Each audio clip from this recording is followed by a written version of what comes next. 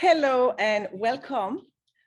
Thank you very much for joining us for the second morning session.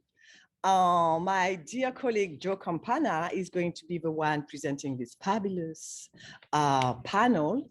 So I'm just going immediately to introduce him. Let him introduce. Thanks so much, Jacqueline. It's a second day and a wonderful morning at the conference. It's great to be in conversation in person, and I'm especially excited about today's panel. I'm just going to sort of launch things off to say a couple things, and then let my very able colleague, Weston Twardowski, take over. At the Center for Environmental Studies, which I direct, one of our sort of charges these last couple of years has been twofold. One, to increase for our students conversations about environmental justice, especially in the curriculum. And then another role I play is in a grant funded by the Andrew Mellon Foundation, which involves creating networks. So we've been having fantastic conversations with our colleagues at many universities who are in the audience today. And it's especially our charge to work ever more closely with environmental advocates here in the city. So I'm so excited for this panel, and I'm very grateful to our guests for joining us here today, and with whom we hope we'll have some future relations as well. But what I just want to say now is I'm going to turn this over to the project manager of the Diluvial Houston grant, Weston Twardowski, who is many, many things. I like to say those trained in theater can do anything with just a bit of duct tape. And so Weston, who has just joined us a couple months ago, has already proven that. He has both sort of started a theater company, but he's also finishing a PhD in interdisciplinary theater studies at Northwestern, and he organized this panel. So I will let him take over, and just give me 1 second to change all these settings, and then you'll see our fantastic guests. Take it away. Thank you so much, Joe. I'm really thrilled to speak with everyone today. We have three really exciting leading environmental advocates and leaders of Houston environmental work, which is really wonderful to speak with all of you. So I'm going to just run through some quick bios so that folks have a vague idea of who you are, and then I'm going to let you talk a lot more about the great work that you're doing. But first we have Rachel Powers, who is the executive director of the Citizens Environmental Coalition in Houston. She has over 25 years of environmental advocacy and resource work. She started at CEC in 2013 and works to connect community and political leaders to build progress for environmental causes throughout the greater Houston area, and has run events like Earth Day Houston, Houston Green Films and Festivals, the Greater Houston Environmental Summit, as well as educational initiatives to inform the public on environmental concerns. And she is proudly a Rice Art and Art History BA student, former graduate, I should say, and has just done really wonderful work in the community. There is also Leticia Ableza, who is with Air Alliance Houston, and you are the Director of Government Relations and Community Outreach, right? Okay. And you, in this role, keep abreast of policy developments, oversee engagement with elected officials and stakeholders, all to advance AAH's goals. You were born in Mexico and came to Houston as a child, and eventually graduated from Milby High School and the University of St. Thomas, and then worked as Chief of Staff for the Houston City Council for a time, yes? Yes. Great. And then you got involved actually because your children were raised in the East End and you were concerned about air quality, if I'm great. As am I. Yes, which makes sense. And finally, Ayanna Mccloud, who is at Bayou City Waterkeeper. She's the executive director of that organization, which you joined very recently, right? June of 2021. Yes, yes. And you have over 20 years of nonprofit administration experience, leading programs, building infrastructure through environmental and cultural institutions. You were last at Houston Botanic Garden, is that right? As Director of Education and Public Programs, overseeing the launch of the organization's first ever educational offerings. And you have vast experience in capacity building, development, fundraising in institutions like the University of Houston, the Museum of Fine Arts Houston, and Project Row Houses. And your background is actually in visual and critical studies, and you studied at the School of the Art Institute of Chicago, yes? I was just in Chicago for the last 6 years, so yeah, and artistic backgrounds, which I'm very excited we have two folks on the panel who actually have backgrounds directly in the arts, which is really wonderful to think through a bit, and I will be pressing you on that a little bit. But yeah, so that is a quick and dirty intro to everyone. But with that in mind, I'd really like to just hear first about, you can tell us what you're working on at your organization, the primary goals the organization holds, and then a little bit about how you came into that role. We just want to waltz down the panel, or? Sure. So the Citizens Environmental Coalition is a 50-year-old organization. We're celebrating our 50th anniversary this year. And when we were founded, there were about 24 environmental organizations working in the Houston region. And the people who were involved in those organizations had a difficult time keeping up with who was doing what, when. You know, no internet. So things have changed a little bit. But they work to connect the environmental community through publications and events, bringing people together. One of their first big events brought 1,500 people together to talk about air quality. At the time, tailpipe emissions, just leave it at that, was the big thing, I guess. And then also we've had a newsletter pretty consistently for 50 years, which is, I've got interns going through our archives right now, and it's really fun to look back and see what's changed and what hasn't. So for example, 50 years ago, there wasn't a lot of concern about like consuming seafood from the Houston Ship Channel, because there wasn't any seafood or fish in the Houston Ship Channel. So now it's a problem because there are fish and blue crabs, and I don't want to eat too many of them. So it's fun to see things that have changed and other things that haven't, like air quality problems from the industries in the region, and enforcement challenges. So for me, it's been exciting to, now we have almost 150 organizations that are members of the CEC.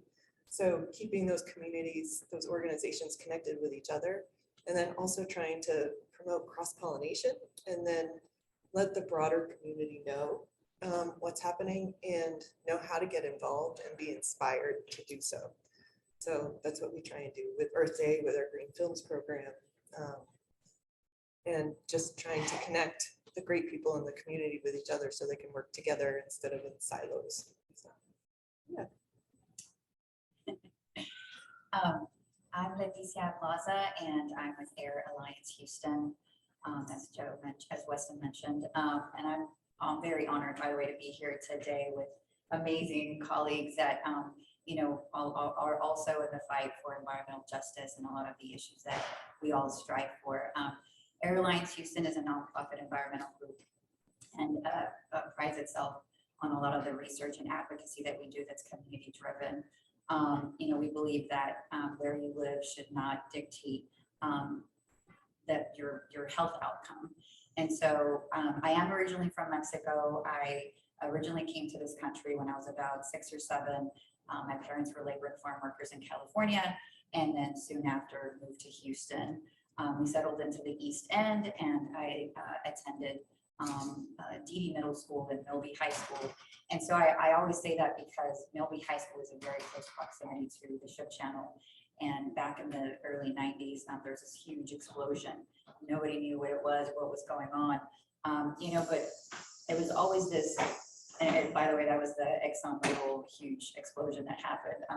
But there was always this, I guess when we first got to Houston, we saw the Ship Channel as something very glamorous and just very romantic, because the lights, and just you saw so much movement and the big ships and the cargo ships. My parents would sometimes take us there just to go and see all of the the scenery.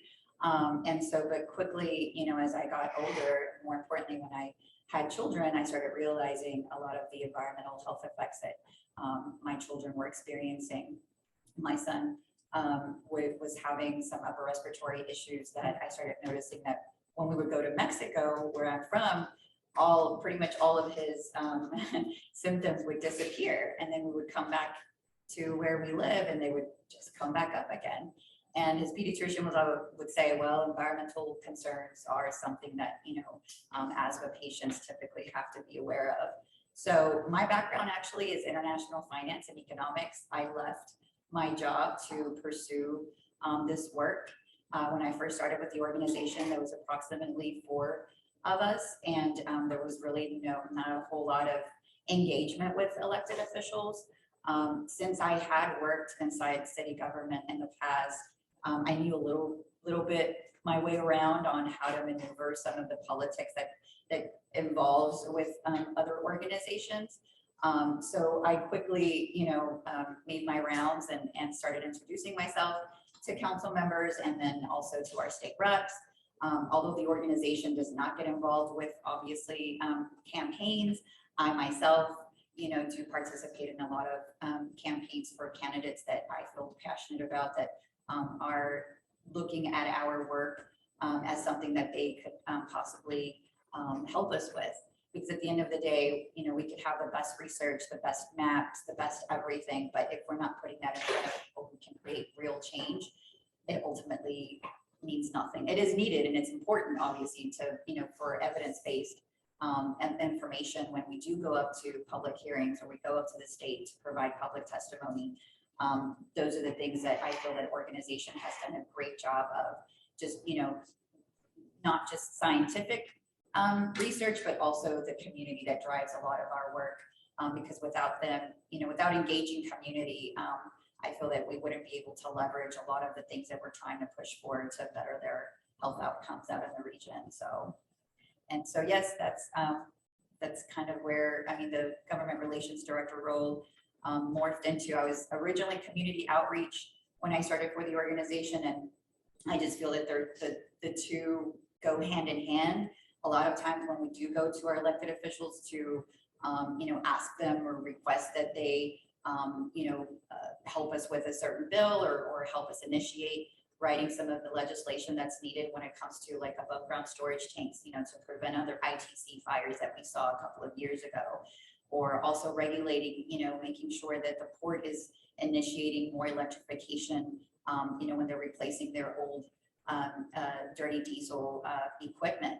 So things of that, when they see the community is also tuning in to what is going on, they're a little bit more proactive about pushing forward on these things. So it's, again, something that's very difficult to engage people in sometimes, but I feel like the climate these days is starting to become, it's starting to come to the forefront as opposed to 6 years ago when I started with the organization, where I'm going to be honest, I even had some colleagues of mine inside city politics or even, state politics laugh and say, you do know where you live, right? Like this is Texas and, yeah. But again, I'm very happy with our team and just the things that we've been able to accomplish this far, but the mission still continues, right? And, but we also appreciate our partners and everyone else that we've, I feel that we've done a good job of working cohesively together so that, as Rachel mentioned, we don't work in silos. So. Yeah, so I'm Ayanna Jolivet Mccloud. I'm the executive director of Bayou City Waterkeeper. And Bayou City Waterkeeper, this is our 20th anniversary. Yes. And I've been, Leticia and I were just sharing, she's been with her organization for 6 years. I've been with my organization for 6 months almost. And so I was actually writing down some notes because we do a lot of different things and I really love how we work. But it also is a great learning opportunity. I'm really happy in kind of what I bring to the table. I'll kind of share a little bit about kind of what I do, but first I want to share about our organization. Rachel's on our board actually, and we're a smallish organization. We are a 3-person staff, and so we have a legal director. We just hired a scientist and watershed specialist earlier this year, and we work across disciplines to advocate for our water bodies. We play a really unique role in the environmental landscape here in Houston, in that we consider ourselves both a conservation organization and an environmental justice organization. And many of us know that those two entities, those two approaches have two different histories. And so we like to bridge those worlds, and from this water perspective, to make our conservation folks center equity and injustices, to make our EJ folks to think about natural resources and advocating for our centering our environment and nature. Some of the things that we do, and the other piece that that I'd like to kind of emphasize is that we also, I'm really proud of our sort of legal house. Our legal director works really hard with this kind of cadre of interns and fellows to pursue litigation as a tool for enforcement and for change. And so we see our litigation as a change agent to create change in our environment. We hold polluters accountable, and we use the Clean Water Act as a tool to hold polluters accountable. And so this is a really unique approach to creating environmental change, and that I'm really proud about. And a lot of our organizations that we work in collaboration look towards us to kind of figure out that legal lens and how we can kind of use that as a tool. Some of the programs that we do, or some of the kind of focus areas of our work, are advocating for equitable water infrastructure and clean water, protecting our wetlands. And so kind of what that looks like is, in recent victories, is if we see, we have a notice from the community that a developer is possibly building in a potential wetland, then we will use our science to investigate the scopes of that space, to figure out if what are the indicators that delineate this place as a wetland, and then use Clean Water Act Section 404 to pursue litigation to hold them accountable, and then think about mitigation. And then we also had a big legal victory this year with our sanitary sewer overflow work. And so what that means is City of Houston has 39 wastewater treatments in which they should be reporting sewer overflows to TCEQ, and they were not. And after lots of research with other organizations, we saw that these sewer overflows were polluting our waterways, and those need to be reported. And so now the City of Houston, we've entered a $2 billion consent decree in which the city is required to report those overflows. And so that's kind of what our work looks like.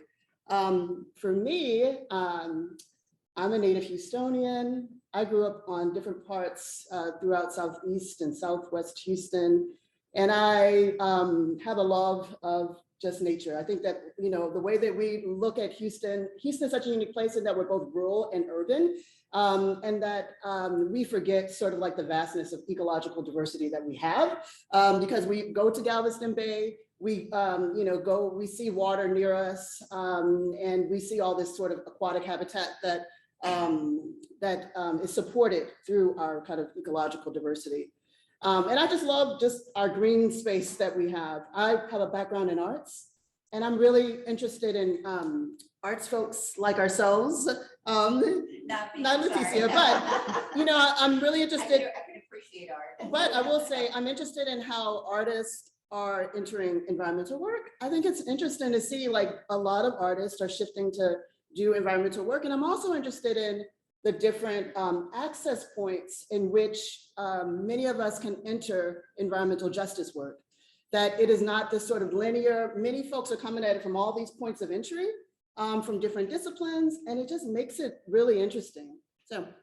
That's actually fantastic, because that brings me right into, we had some wonderful panels from Loyola yesterday, really talking through kind of eco-arts activism and spiritual healing of land through cultural practice, and some really wonderful content. I'd really actually love to hear a little bit, particularly, and I think Leticia, maybe you could talk a little about like Ozone, some of the other arts initiatives that Air Alliance has worked on. But I'd love to hear, what was that path, coming out of an arts background, an arts degree as a practicing artist. How did you wind up in these spaces, and how has that actually helped propel and take you from the lessons you learned from that background into thinking through environmental justice and conservation and issues around the environment? Well, for me, my senior thesis, I guess, my show, it was photographs of recyclable materials. So at the time, I was just like, what am I going to take a picture of? But now it's like, yes, that's logically where, the whole thing started. But, and I was already there in the environmental space. But for me, I mean, I look at things from a different perspective. definitely. Lots of different perspectives. And I think with anything that you do, communicating what you're doing is really important. And so, to be completely honest, I look at Rice University and the amazing work that's happening here, and I'm like, I had no idea that was happening. And I'm paying attention to what's happening in the environmental community in Houston. So I see it's very difficult to communicate what is happening in a way that touches people. And art is definitely a way to do that. But I know I use it all the time. Like, I'm not very good at art, but I know what is. And so graphic designers and writers, and it's how we communicate is so important. And that's really what CEC does. But yeah, it's when you have nice pictures to go with what you're talking about, it's always better. So.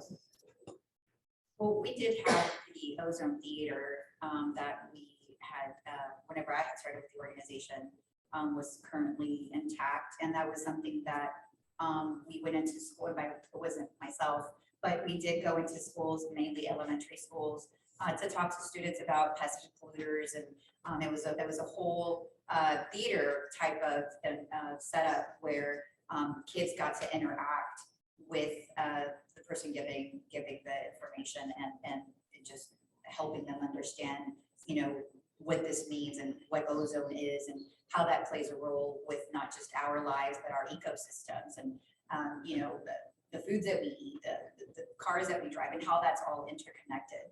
So unfortunately, because of capacity, we weren't able to sustain that program. But I certainly do see the need for arts, whether it's visual or also, through even music that people have expressed. I know that I have a friend who is oh my gosh, I just forgot the name of this band right now. But they're part of Food Not Bombs that my kids and I participate in, the sharing of food with those that do not have. And so he has a band, and I can't think of the name right now, but they do great music around environmental justice and how that also plays a role into social justice issues and how environmental justice is also a racial justice issue. And so again, through their music, they do a wonderful job of even helping some of our work whenever we are out in the community and they bring their band. Sometimes, if they're available to come and sing, and talk about those things. And I feel like it helps youth also like just be engaged and take those initiatives needed to be able to push forward. So absolutely, I see that arts is something that is should be integrated into this to just, be so fluid and continue, and let it reach as many as possible. Is that the jazzy funk? Yes, what are they called? I don't know, but he went to Rice. He did? Yeah. Yeah. Oh, wow. Nick? Yes, Nick. Okay. I know the group and I can't think of it. They're amazing. Yeah, I It's know. gonna come to me. It's Yeah, gonna- it'll come to me right after this panel. That's how it works with me. Yeah. Yeah, I think for me, so I'm a fourth generation artist, and my father is an artist well known in Houston. His name is Mccloud, and I'm the first in my family to go to college. And so in terms of my own art practice, I'm really influenced by a lot of land art. And I was really inspired by the land art movement. And like all this work that was happening in moving to all the folks that were like moving to West Texas and like just people that are like moving away from in the 60s, moving away from the East Coast to the West Coast to do like all this like land art, body art, like all that 70s, like weird, like sort of like, let's take the work off the canvas and like use our bodies and connect to land. That was really inspiring to me. And so I've done a lot of work around that, around just sort of making art on the land.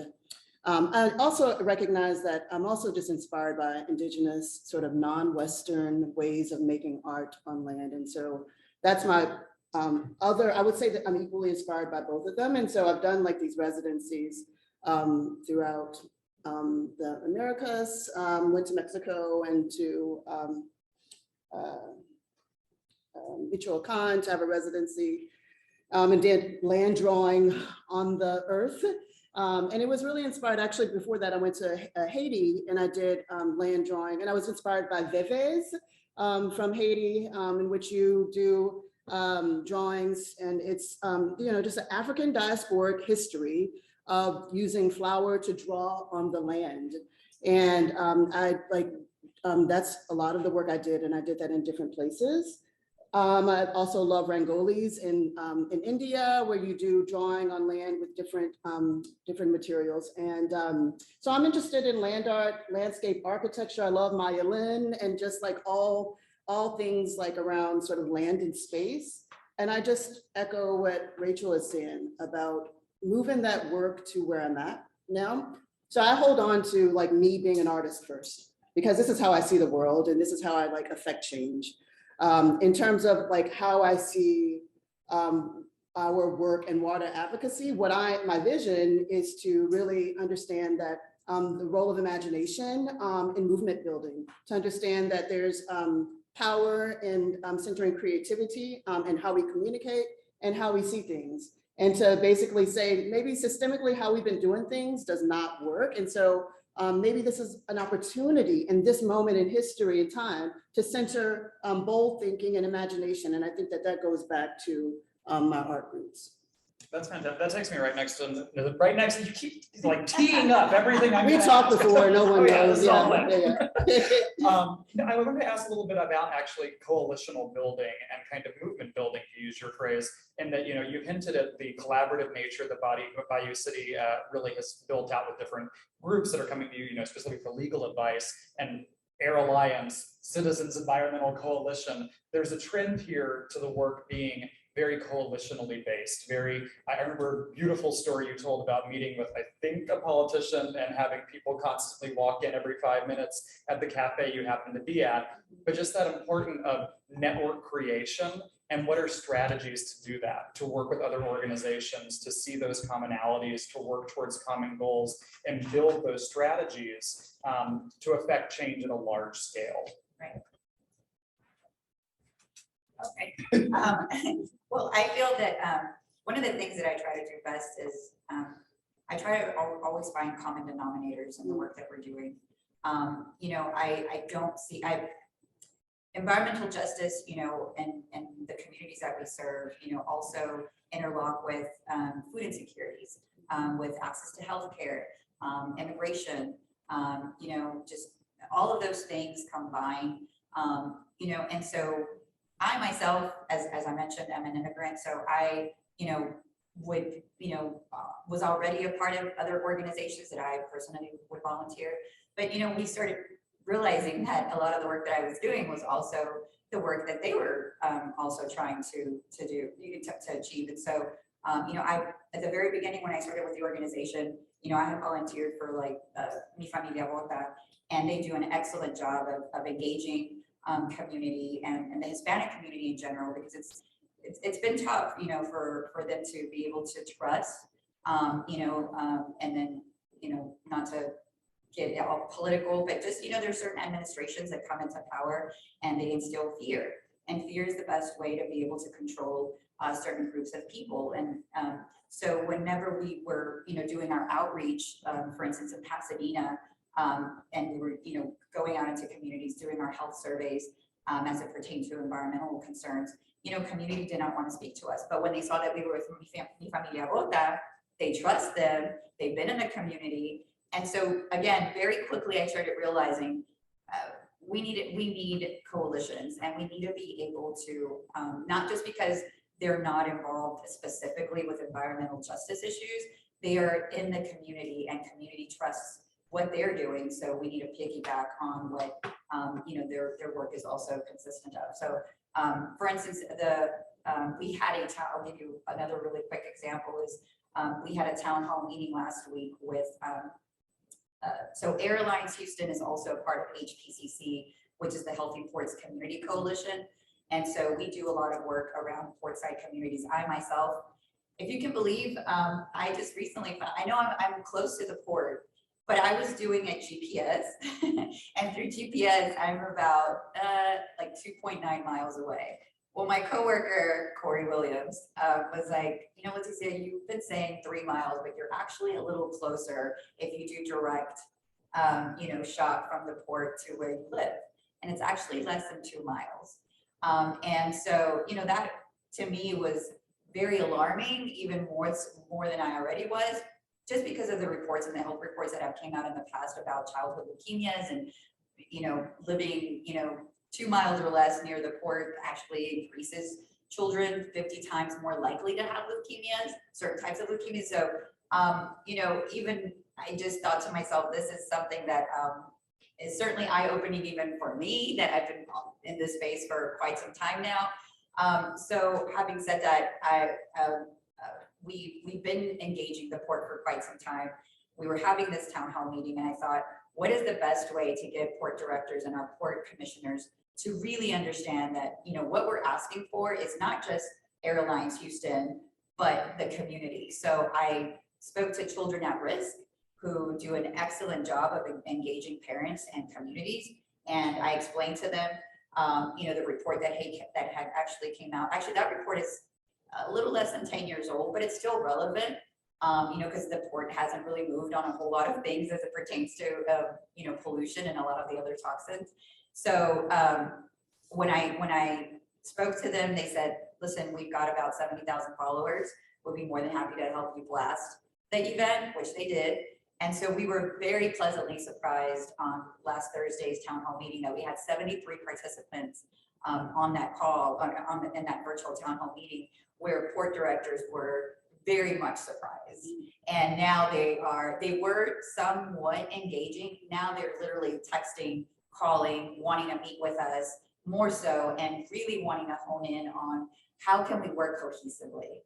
And so again, that just speaks to coalition building. It's not just about working in silos. I know this is already the third time we've said this, but it's so important to look at other avenues and look at what other organizations are doing, not just in environmental justice, but again, everything that we are doing, obviously, environment affects so much.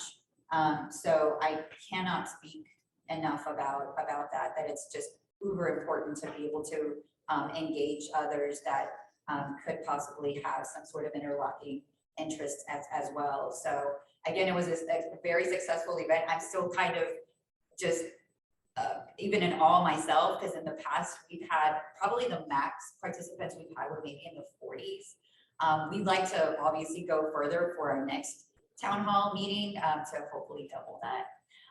But we did have a couple of politicos also reach out to us and say, wow, great event, and mind you, although they didn't attend, their staffers did. And so the fact that they're now reaching out to us again, it does definitely move things a lot faster than just doing it, us ourselves.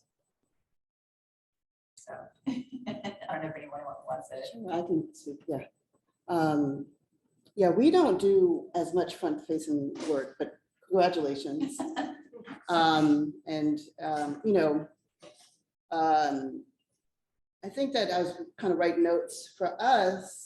We're really bold, and we are known for being really bold. And we don't, the way that our kind of how we work is public comments is a really important tool, and working in collaboration with organizations that we're already doing a lot of planning with to hold polluters accountable and just like acknowledge inequities around water infrastructure. So we use public comments as a big tool.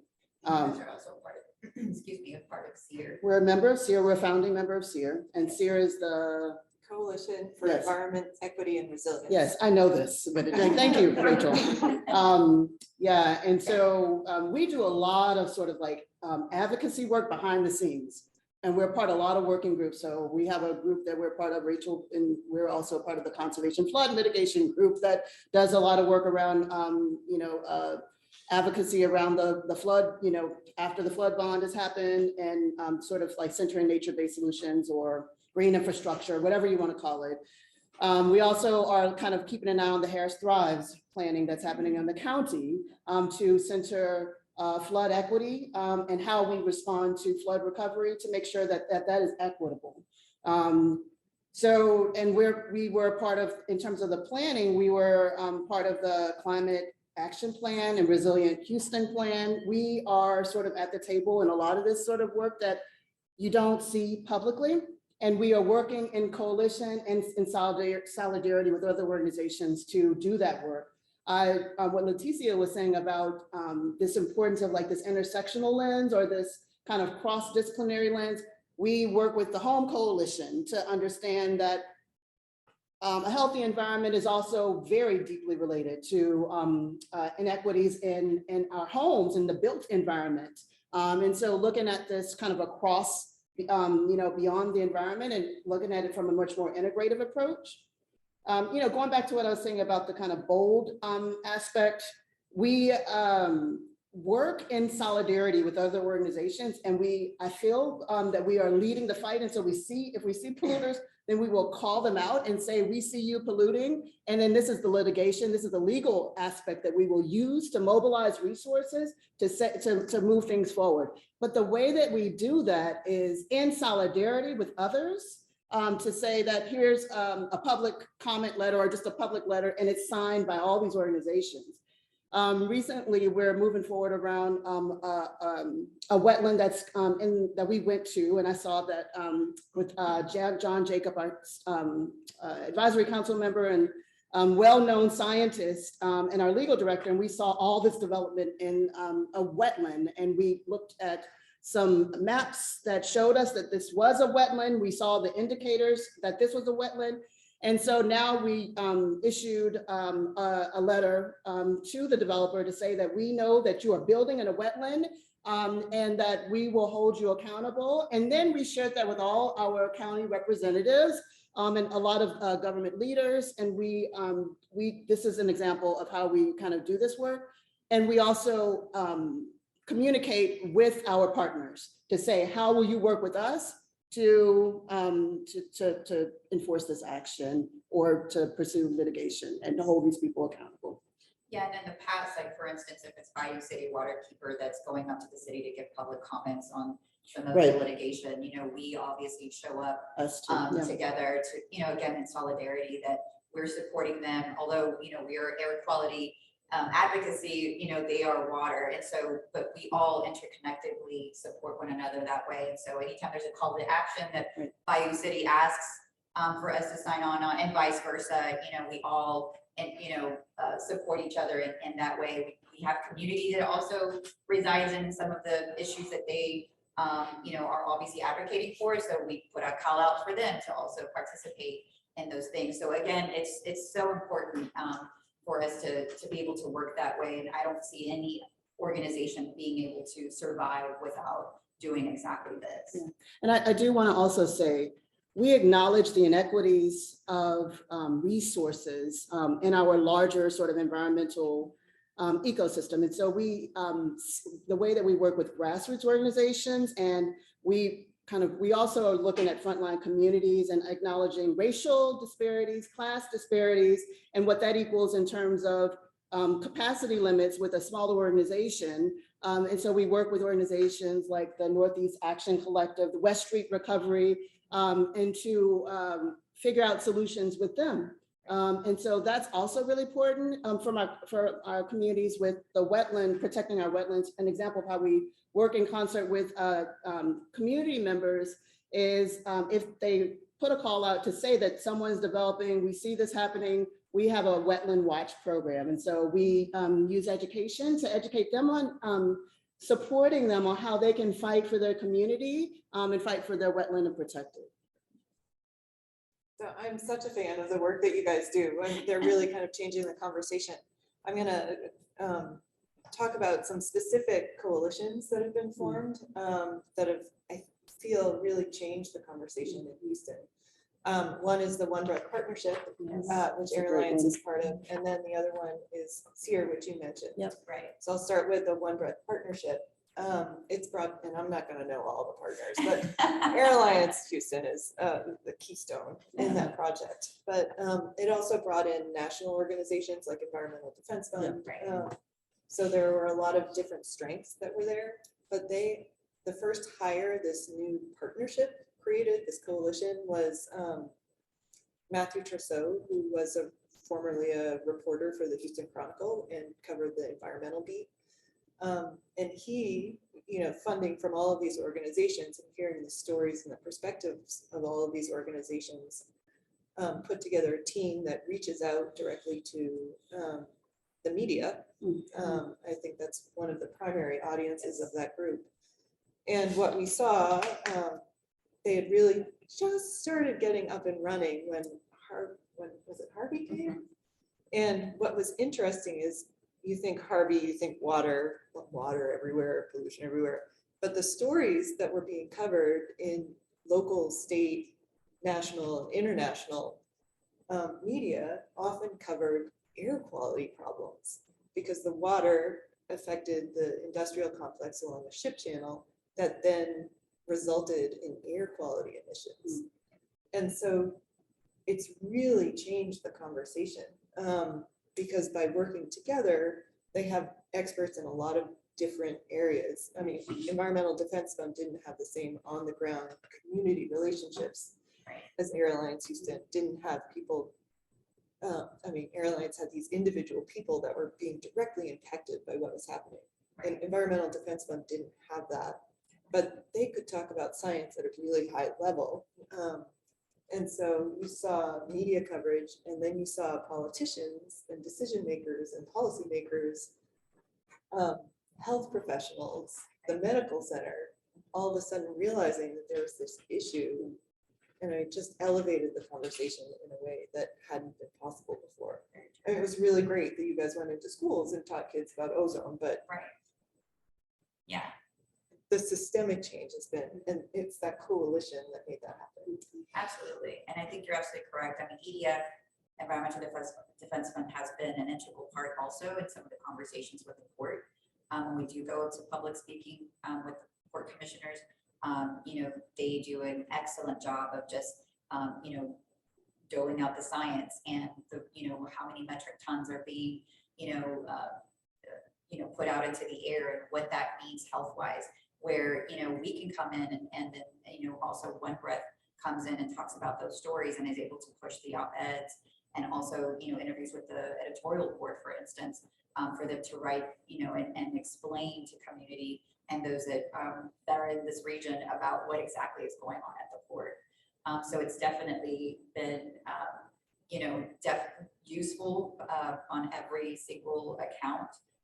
And you're right. I mean, I feel that at the end of the day, we do need, like, every organization plays their role. I know you also mentioned the Home Coalition, which is the Houston Organizing Movement for Equity, who actually came about after Harvey. And it's, everyone from, Bayou City Waterkeeper to TOP, which is the Texas Organizing Project, which really is the one that took the lead on that as well, along with Fiel, who was an immigrant, they deal with immigrant rights. You have sometimes some of the staff from Congresswoman Sylvia Garcia's office is there to, find out what's going on. So you have everything from, pretty much any type of social justice issue in that room whenever we have our monthly meetings. And again, whenever we, if our organization has a call to action or someone in that group has, we make it a point to share those things, to, reach out to our community to be able to tell those stories, because at the end of the day, yeah, as I mentioned, collectively, it's just, we're just so much stronger together. So the other example I wanted to talk about is the Coalition for Environment, Equity, and Resilience. And again, there's a bit of Harvey in it. Yes, there's a lot of Harvey. Well, it started after Harvey when the environmental groups were talking like, hey, did you get invited to that meeting? No. Did you get invited to that meeting? No.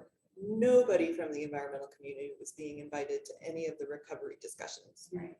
When so many of the issues are directly related to environmental challenges that we're facing. And so quite a few of the environmental groups came together, a lot of the leading organizations, and a key element of that was Dr. Bullard and his team from Texas Southern University. Hopefully you know that Dr. Bullard is he's not the they call him the the father of environmental justice. Yeah, and yeah, so Sierra Club didn't give him the Environmental Justice Award that they give out. They named it after him. I mean, he's amazing. Yeah. But he got involved in it. He was kind enough to be involved. And what we saw was all of these environmental organizations that worked on different things, but mostly related to water and flooding. I mean, that's who we brought in, people who saw the inequities that were happening as well as the systemic problems. And so out of that, SEER was formed. And so it brings in environmental organizations. There's Katy Prairie Conservancy, there's the Bayou City Waterkeeper. So water related, and we allied ourselves with also housing organizations because it seemed like the most intersectional issue from that wasn't directly and obviously environmental. And so to see the community building between the organizations, but also between communities, frontline communities that were impacted by flooding. And as a result of that, so Harris County passed was it a $2 billion, 2.5 billion? I don't know, billions of dollars bond. And because of the intervention of SEER, we saw that equity became a part of the process to prioritize projects. So instead of prioritizing wealthy communities that had the most agency to reach out to elected officials and decision makers and complain the loudest, I think it really gave a lot of communities the ability to participate in that process, but also a voice in that whole process. And so yeah, typically communities that wouldn't, in the past would not participate for fear for whatever reason, we're now had a seat at the table, which was very impactful. We still have some work to do, but at the end of the day, I feel that it definitely served the purpose of having those disenfranchised communities come to the table.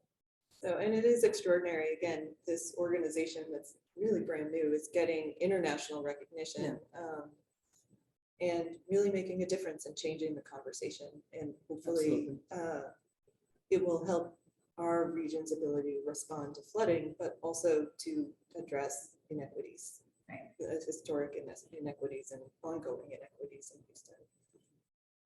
So that's pretty exciting just to see coalitions coming together, getting national recognition, but it also means they're getting local recognition from politicians and decision makers and policymakers. Absolutely. So that's how I see some really powerful coalitions coming together in a very strategic manner to change the conversation and change the opportunities that individuals and communities have in Houston.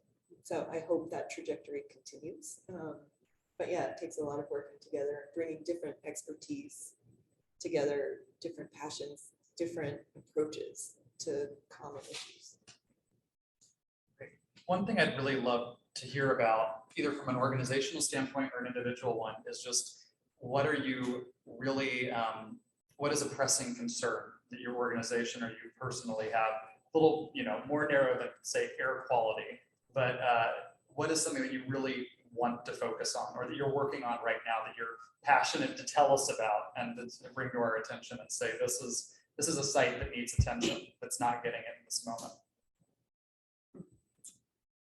I guess from just like at the top of my list right now, I know you've already heard me talk about the port, and the current Biden administration is putting in a lot of infrastructure money for the Build Back Better, Build America Back, I believe. I may have that wrong, I apologize. And so, we want to make sure that we get those, our fair share of those monies as well.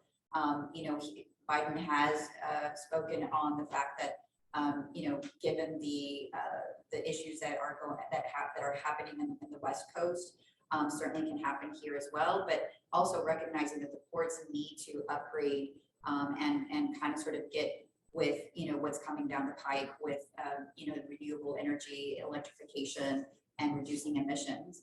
And we know that the Port of Houston, being the second largest port, has a long way to go because they've been doing business as usual for quite some time. As I mentioned, We are very happy that we have them engaged, and they do understand that, you know, there's things that we're asking for, not just verbally, but also some sort of metrics that is going to, you know, give us, for us to be able to outline goals, right? So, but again, you know, just at the top of all, I guess for me, for Healthy Ports Community Coalition, that's kind of one of the biggest things right now that we're working on. Just yesterday, the EPA director, Michael Regan, was in town, and I was able to assist at a roundtable meeting. And we spoke about these issues. We spoke about, you know, how to make sure that, you know, those funds are being transferred, you know, and I'm not saying that the Port of Houston has to get a big bulk, but given how far behind we are from the West Coast ports, you know, it's needed. So, you know, talking about that, talking about also one of the biggest things right now that we're dealing with is also the I-45 North expansion. That freeway stands to displace a lot of communities, specifically Hispanic communities, and also historically Black communities that have been here since the state was discovered, Independent Heights being one of them.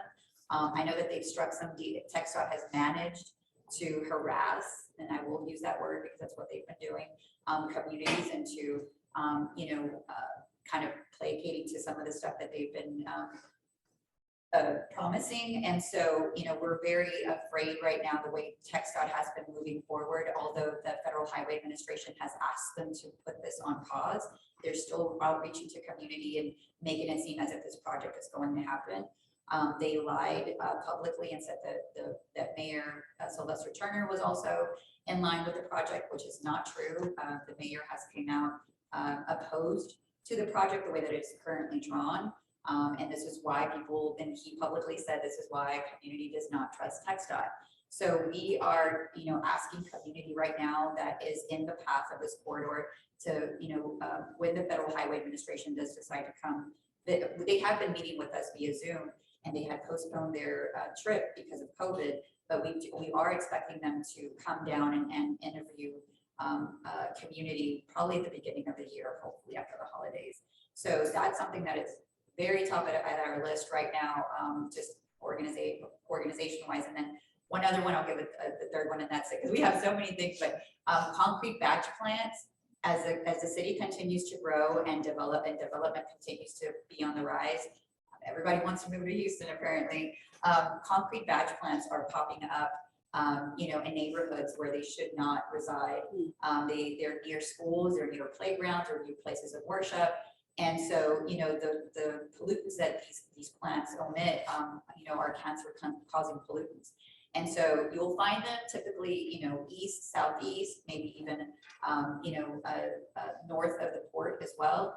And so I wish I had a visual right now to show you where, you know, we've got approximately, I believe it's over 300 concrete batch plants in the county, but you will not see any on the west side. It's completely bare. Like, it's a nice little pocket of, you know, of no concrete batch plants. So again, you know, looking at those cumulative health impacts that you know, community in the East End continues to be, you know, just what's the word? I can't think of the word. Just continues to be, you know, bombarded with, you know, everything from industry, as I mentioned, concrete batch plants, and just emissions in general. You know, it's very concerning. So we're asking EPA to also, you know, consider cumulative health impacts when they are looking at, you know, industrial permits as well. So I know that was a lot. I'm sorry. The scope in which we are working is a lot, you know. Yes. And the capacity is not a lot. Exactly. And so I'm trying to like frame that. Houston is the land of environmental opportunity. Right.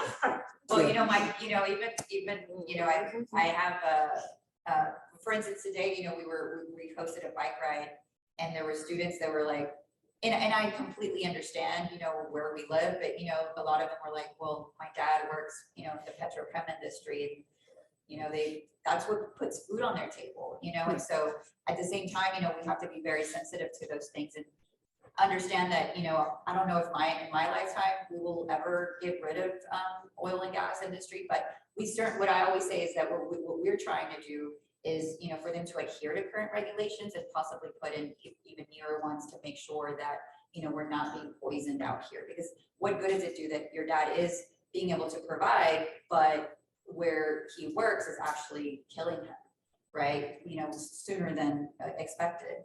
And so, like, for instance, the Valeros in California, don't go ask, the state permitting requirements there for, to be allowed to spew hydrogen cyanide, for instance. But they come and ask for, they do that here in Houston. And so, hydrogen cyanide is a very poisonous gas, and they're being allowed to do it here. And I happen to live in close proximity to Valero. So again, and not just myself, but the students, Milby High School is about less than 2 miles away from Valero. So these are the things that, again, we try to inform community about. But, and then just another really quick thing, the reason that I feel that these types of events are really important for students to also take initiatives on is because the TPCs and the Valeros of this area, what they do, and I know this because they've been doing it since I was in high school, and now my daughter assisting there as well, is that they come and they dole out scholarships to students, right, to go to college. And then what they do is that whenever there's a hearing for a permit that they're trying to obtain, they call on these students to come and give testimony on how great neighbors they are. And if it's not for TPC, like, I'm the first, in my family to go to college. And it's, I've sometimes, I've literally cried at those hearings because I see them come up and speak, and it just tears me apart because I'm no one to tell them not to accept the scholarship money, of course. But at the same time, it's like they're using them as pawns to make sure that, they're being seen as these, uber, caring, community caring individuals in our community, which is not the case, right? So, so again, this is why it's important for us to, engage students about what's going on, and so that if they do accept the money, that's fine, but just don't do their dirty work. Understand what's at stake here and what exactly is going on. So yeah. Yeah, I think that, one of the things I'm really excited about is building a water justice framework. And so we've been doing so much work, and the integrity of the work is something that I'm really proud of. Like, we have a great track record in how we have created change in our community. For us, the landscape in which we do the work, I think it's really important to acknowledge kind of where we are. I love the City Nature Challenge. I don't know if you guys know about that. And I did the City Nature Challenge. In fact, I think we're like the highest. Houston won in the United States. Can you tell us a little bit about it, just for? Oh, I love it. I just love it. I love it so much. It's you use iNaturalist app on your phone, and then you in fact, you can just use iNaturalist app as a way to. I don't say citizen science. I say community science, but I say community science because I just the kind of politics around citizen. But it's a community science. Yes. So it's a community science app where you can take photos of nature. And it'll identify it for you. And it becomes a part of, because it's community science, it becomes a part of a larger database. Then someone else in the community will ID it and tell you what it is. And then we have a sense of like what our like ecology, footprint is. And so we were number one, right? Yeah, there are different measures, but let's just leave it. Yeah, Greater Houston was number one this year. It says a lot. So for me, the last 5 years. Yeah, that's true.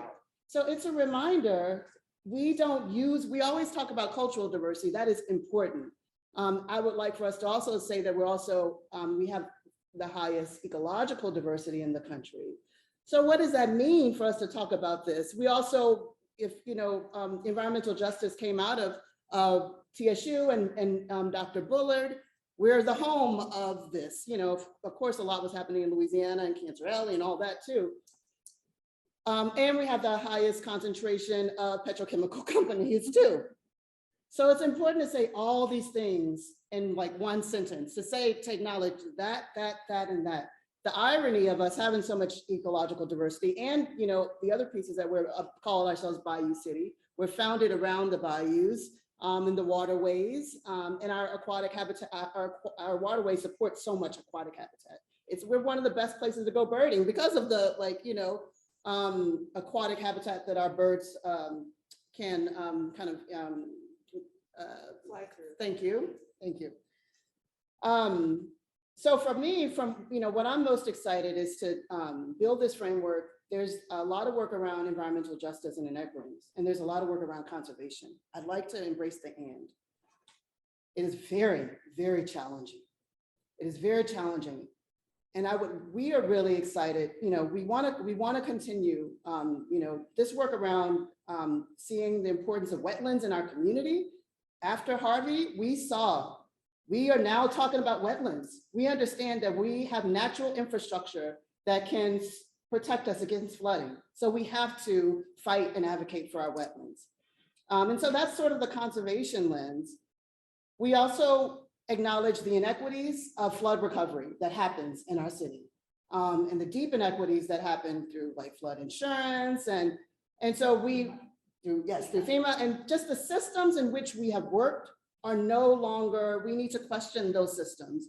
So I feel like I'm really excited about this much larger vision, to continue doing this groundwork and to really build out this water justice narrative that says we talk about environment, and we also talk about that when we support green infrastructure or plans around nature-based solutions, that is a factor in gentrification, and it exacerbates inequalities too.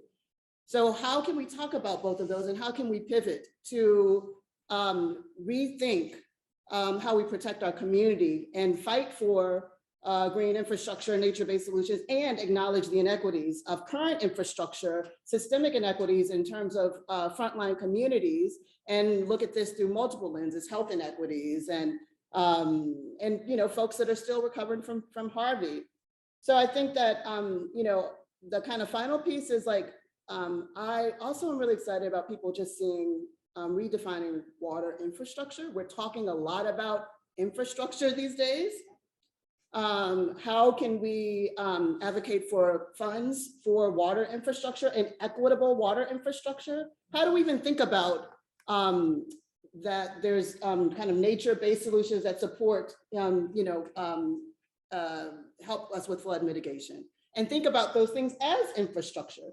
And then also, how do we also just acknowledge the inequities of gray infrastructure and not even helping us with basic flood mitigation in a lot of Black and Brown communities too. So this larger kind of understanding of infrastructure, water infrastructure, especially during this moment when we have this potential money, and I say potential just because I want to make sure to see that it comes locally because of the history of how we've not gotten money with the GLO. And then just building out a larger narrative around the work that we're doing, a framework so that it feels even more powerful, impactful, and it's not maybe so siloed, you understand this within a larger water justice sort of perspective. So there are a couple of issues that I see as being really important that really need to be strengthened in our community. Obviously, environmental injustices need a lot more attention. A lot of things need a lot more attention, but that is one that cuts across the work of all the organizations doing environmental work in Houston, but I don't think they all recognize that. A second issue along those lines, again, something that impacts every group doing environmental work, but they might not see themselves in that perspective, is climate. Yes, yeah. I mean, we've gone through this whole conversation talking about environmental advocacy. Absolutely. There's no obvious one climate group in Houston that has really nailed it yet. We've got a lot of work to do.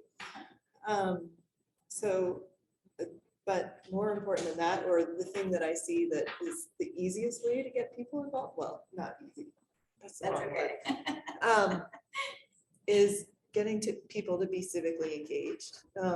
The Kinder Institute, I think, has done a report on civic engagement in the Houston region. Pathetic. doesn't do it justice. I mean, the report's excellent, but the contents.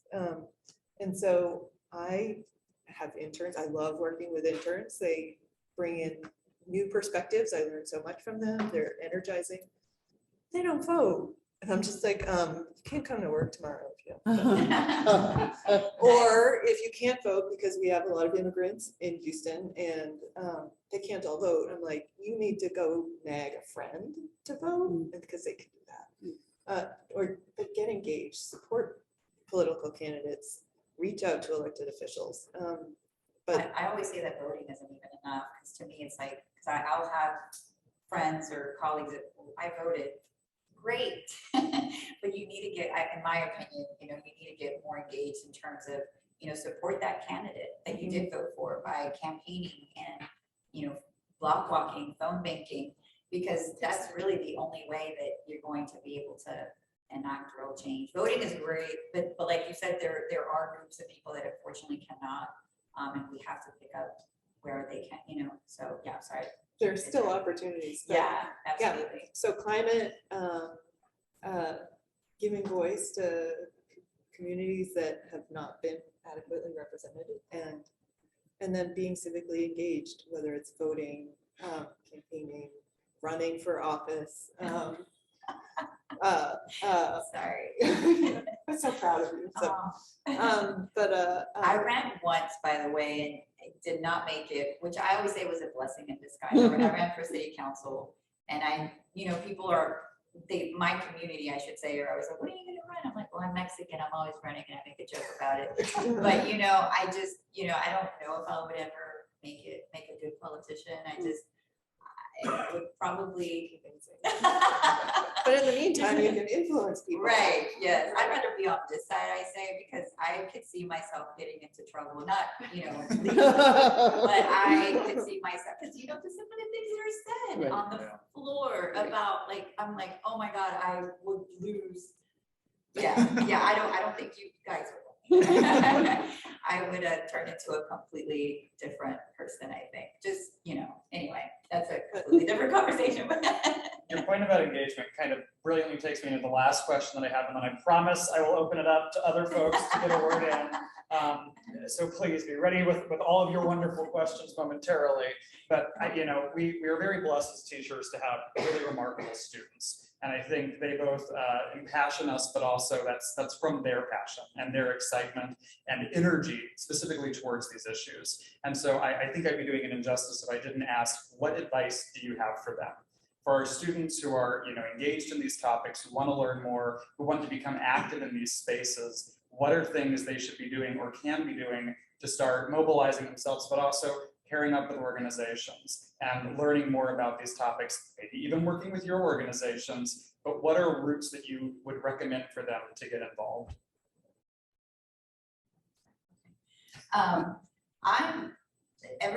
The minute that I started with the organization, I feel that youth and students, and especially college students as well, have so much power. And so, like, one of the first things that we did was the city had just started the anti-idling ordinance, and we had gone out to a couple of high schools to come and help us put, because HGA's, the Houston Galveston Area Council had just had these bumper stickers that had the big 5 and the arrow through it that said, no idling after 5 minutes, because there's a lot of buses that were idling after 5 minutes, and that's, So we gathered a bunch of high school students, U of H students, and they all went and put bumper stickers on all the HISD school buses, all 2,800 fleet buses, and put these red stickers on there. So I always say, depending on what we have going on, first thing I would suggest is to go to our website, airalliancehouston.org, and sign up to our newsletters. We have call to actions all the time. And again, anytime that there's any sort of public hearings, whether it's on a city level or the county or the state, although the legislative session has just recently closed, when students come up and speak, it just carries a lot of water. It really does. And if you can bring, one or two other, community or family, friends with you to speak on that same topic, you have no idea. Like, nobody, I mean, I know it's difficult some days, you have to take a big chunk of your day off, to be able to, well, these days it's still Zoom. So it makes things a little easier if if people do have access to do that, but showing up in person is just as good and giving those public comments. So although we may not have a direct, especially because we're towards the end of the year right now, we're slowing down a lot of the campaigns and events per se, but that does not mean that you do not stay engaged with your elected representative, for instance. I know some of them do a lot more outreach than others, like Lizzie Fletcher, for instance, has like these Zoom community meetings. And I kind of pop in just to hear, because I'm not in her district, so I don't want to speak on anything, but I see how community is starting to ask her a little bit more questions about, well, how are you going to vote on this bill as it pertains to, environmental justice or things of that nature. So just getting engaged with your representatives, finding out which, prospective organization up here, or you can do other research of maybe other organizations that are doing a lot, maybe more than we are, or something that kind of speaks to you. Because I never say just plug into us because it's us, but whatever speaks to you, and you just kind of staying engaged and being present on a lot of the calls to actions or events that they may have, it goes a long way. So as we continue our missions here, engagement is a huge part of driving our goals and objectives. So you guys play a huge role, and I appreciate you wholeheartedly in advance, for being here and for taking initiative. So I hope that wasn't too vague, but I don't like for them to, come to our organization, because there's just so many other organizations and so many things going on that could tie into all of the things that we've just mentioned here today. So yeah, I think that one of the best ways is just to, I know that citizens or Rachel and her group also have a newsletter. I know you guys have a newsletter as well, and that's really one of the best ways to be up to date on what issues and events we may have planned that you can get involved in to be able to help our work. Yeah, I think, so I wrote down a few things. I think that, one of the things I really emphasize is actually having the direct experiential connection to site. So the first thing beyond an engagement is actually from a water perspective. Like the other, one thing I always ask people is like, do you know what your watershed is? And so we serve Lower Galveston Bay watershed, and people are like, where is that at? It's like a multi-county district, county watershed, and it's huge. It incorporates Harris County and parts of Fort Bend, but visualize, you need to just go to if you Google, what is my sub-watershed? Because there's a sub-watershed part of that larger watershed. So you can see where your water is flowing and what you do in your watershed will impact a larger watershed, and it shows our interconnectivity. The other piece is that me and my almost 10-year-old son, we just love to go out and connect with nature. It's so important to see what we have and go to different, sometimes I'll just say, we're going to this bayou. The other day we went to McGregor Park, where I went to when I was much younger, and just walk the bayou there. And it was just good to see that site and see the pollution in that site. And so I encourage you to actually go to different neighborhoods and be reminded of what our landscape is from the different angles of what I keep saying, biological kind of richness, but also pollution and what's happening with your own eyes. I also say, in terms of engagement, before you even enter the work, it's really important to acknowledge your privilege, because sometimes we come into the work and try to move the work forward, and you might be moving it forward and not acknowledging your role and your privilege and what you bring to that. And I acknowledge my privilege in different spaces too. I'm a native Houstonian, and I'm coming from a working class background. I still have privilege in different spaces, And so I think it's really important to acknowledge that. And I would say that the other piece is that there's different ways to enter the work. Again, this is the beauty of this work. It is highly interdisciplinary. We need a health equity lens. We need to look at this from language justice. There's translation opportunities. There's always technical sort of issues. And so I would just say, like, what do you bring to the table? Like, what is the like level of authenticity, and like, how do you want to enter the work? Don't try to do everything. And so for me, I entered the work through arts. And so that was my point of entry. Figure out what point of entry you'll have to the work. And that's how you can create the most change. And then the final piece that I would say is sort of like a combination of what Leticia was saying of like just volunteer, like just figure out where you want to volunteer if you have time, and just connect to community. And like just acknowledge the work that's being done already. Do not reinvent the wheel. There's so much like work that's happening within community. If that means like, you know, going to your local rep and like acknowledge, like helping to support their work, community meetings and like grassroots community meetings. Bayou City Waterkeeper, we're beginning to launch a volunteer program in the spring. Keep an eye on us too. And yeah, just acknowledge the existing ecosystem which we are working and like have been working for decades to do this work, and tap into that. Let me see.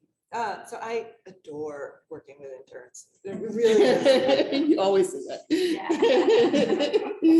And I'm jealous of all your legal interns. Yeah. I mean, I can't supervise legal interns, but Yeah. yeah. But like I come in here and I'm like, look at it. Are you studying environmental stuff? No, I'm studying neuroscience actually. Yeah. No, We're always this is thinking what about I do. yeah, we always need technical You assistance. know, I don't know what level of neuroscience. I mean, at Rice, it's a little bit of everything, but you know, environmental issues impact brain development. Yeah. So Yeah. that's what I do.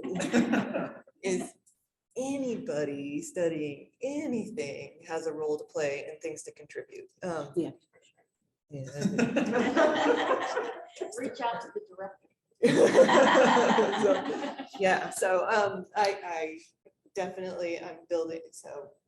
No, I'm with you. Yeah. I mean, I certainly, you know, anytime there's students, whether it's, I wish I had, you know, when I first started with the organization, we had a lot of more wiggle room. We've just right now been so busy, which is all good, of course, but I love talking to students.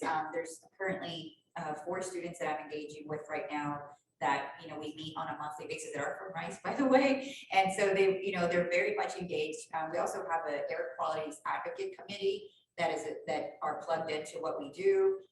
You know, they're not your typical, you know, communities that we serve because they reside in different areas where they don't necessarily experience the things that the communities that we serve experience, but they make it a point to go out and drive to like Manchester, for instance, where the Valero is, and you get to see where there's a house literally like 1 foot away from a huge tank of the, you know, the Valero is residing in, you know, and they drive through Pasadena, for instance. So anyways, yeah, I'm with you. I'm all about engaging students as much as possible as capacity allows. But yeah, I would definitely, yeah, just Reach out to organizations because they need help. yeah. Definitely need help. And they also really relish the opportunity to brainwash people. So and there are paid jobs out there. And if there are people like online looking at this, Yep. and Loyola, come my way. But one of the things I do, I know it's hard, like, you know, I just want you for myself. But for CEC, I'm also very happy to point people Yes, to other organizations. we do that. We do that as well. Yeah. Yeah. As a matter of fact, there was a Rice student who interned with us, and he just graduated and started officially part of our group, part of our team now, since August. So. Oh, wait, he came from Bayou City Waterkeeper? Anthony? Yes, Anthony? he did. He's a And- former legal intern. Yeah. Yes. He was my, so See, I, yes. Yes. You see? Oh, that's interesting. Yeah. so I mentor people at Rice, for Yeah. Rice people, we're That's awesome. associates at Jones College, and so he was one of my freshmen. He graduated, Yeah. he worked for you, and now he's working for you, Yeah. and I'm just like, oh, my Yeah. little baby. I'd be more embarrassing than his mom. I mean, I have nothing to do with the work. No, absolutely. Yeah. I will now finally let other folks contribute. Yes.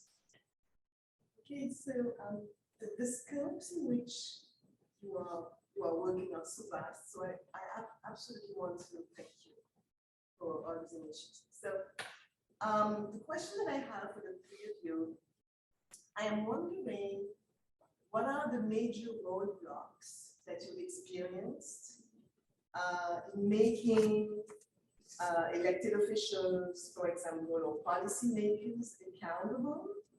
And the reason why I'm specifically referring to this group is because I believe.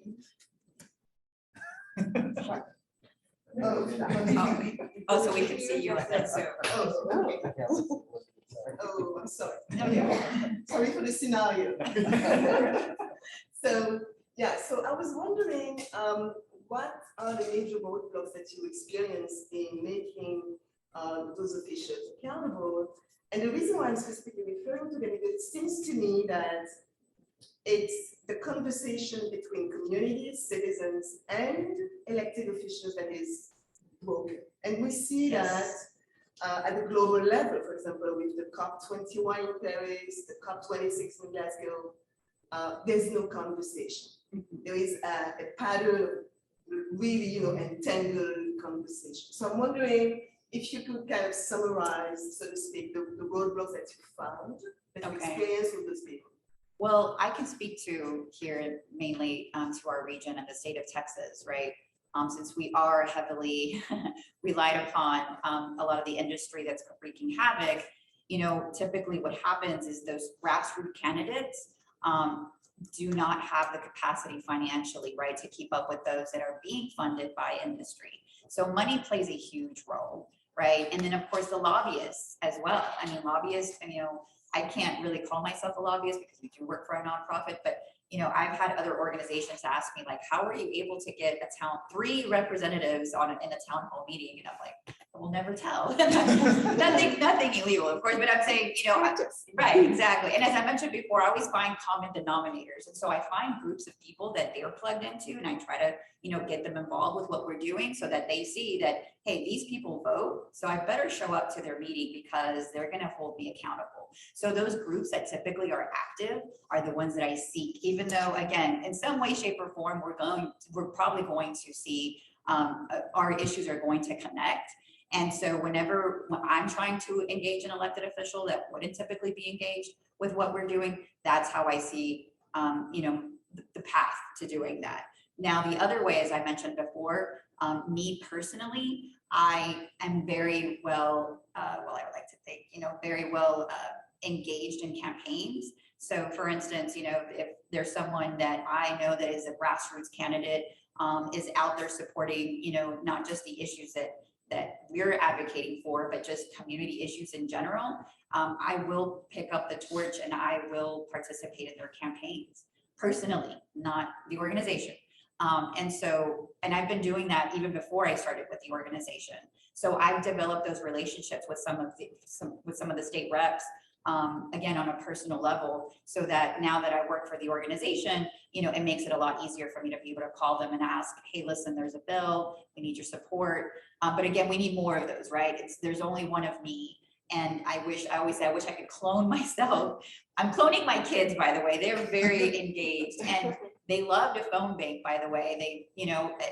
You'll see that when youth gets involved and they're knocking on a door or calling someone, they will not get hung up on and they will not get the door shut on them. They always they're always able to hold that conversation, right? Because they always think, well, if there's a student or a young person out here campaigning for this particular person, there must be. So the roadblocks, honestly, as I mentioned, it's money. It always, I hate to say it, but it always boils down to money. And even once they get elected, like let's just say there are grassroots candidates that get elected, it's so easy for them to fall into it. So that's why it's so important that even once you get them elected and you were a part of it, to stay in front of them and stay engaged with them, because they will, I hate to say it, get very easily swayed and start to, receiving those campaign funds from those that we're pushing against, right? So, yeah.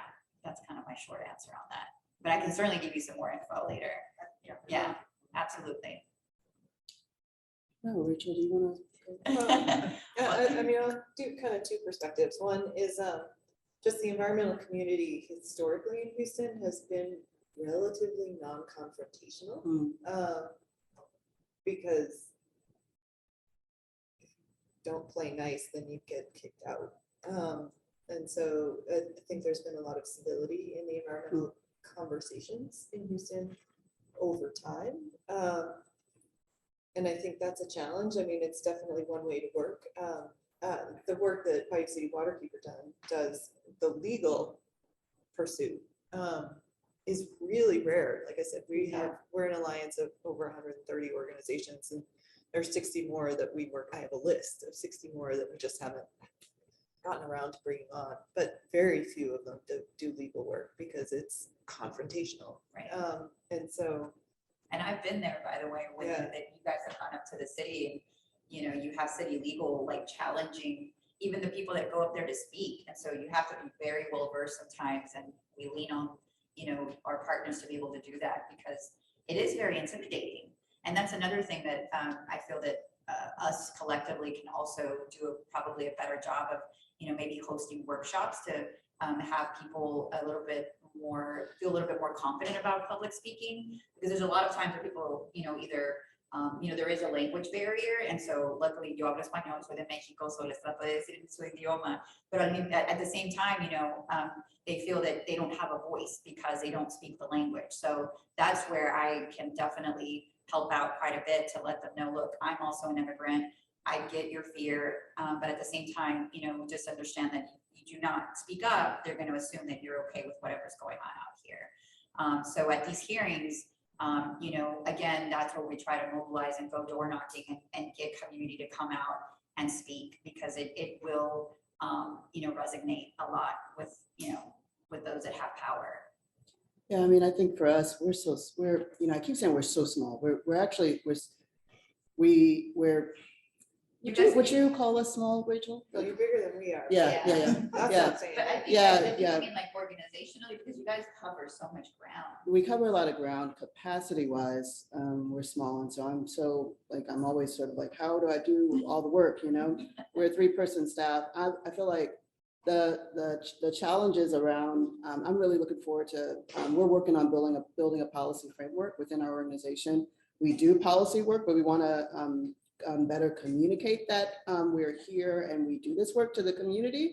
And so just translating that.